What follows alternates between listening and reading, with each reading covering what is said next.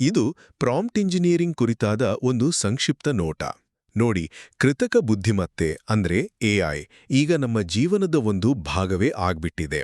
ಆದ್ರೆ ಅದರಿಂದ ನಮಗೆ ಬೇಕಾದ ಉತ್ತರಗಳನ್ನ ಅಥವಾ ಕೆಲಸಗಳನ್ನ ಸರಿಯಾಗಿ ಮಾಡಿಸ್ಕೊಡೋದು ಹೇಗೆ? ಅಲ್ಲೇ ನೋಡಿ, ಪ್ರಾಂಪ್ಟ್ ಇಂಜಿನಿಯರಿಂಗ್ ಅನ್ನೋದು ಎಂಟ್ರಿ ಕೊಡೋದು. ಇದು ಎಐ ಜೊತೆ ಮಾತಾಡೋ ಒಂದು ಕಲೆ.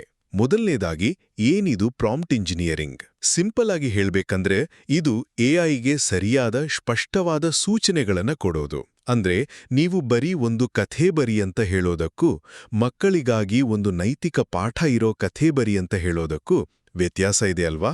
ಆ ಸ್ಪಷ್ಟ ಸೂಚನೆ ಕೊಡೋದೇ ಪ್ರಾಂಪ್ಟಿಂಗ್.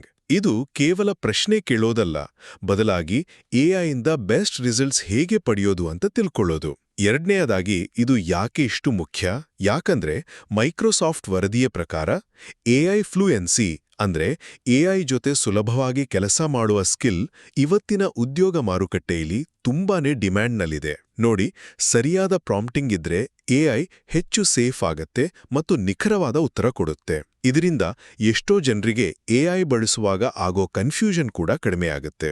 ಕೊನೆಯದಾಗಿ, ಈ ಸ್ಕಿಲ್ ಕಲಿಯೋದು ಹೇಗೆ? ನೋಡಿ, ಇದು ತುಂಬಾನೇ ಹೊಸ ಕ್ಷೇತ್ರ. ಅದಕ್ಕೆ ಇದಕ್ಕಂತ ಯಾವುದೇ ಸ್ಪೆಸಿಫಿಕ್ ಡಿಗ್ರಿ ಇಲ್ಲ. ಆದ್ರೆ ನೀವು ನಿರಂತರವಾಗಿ ಕಲಿಬೇಕು.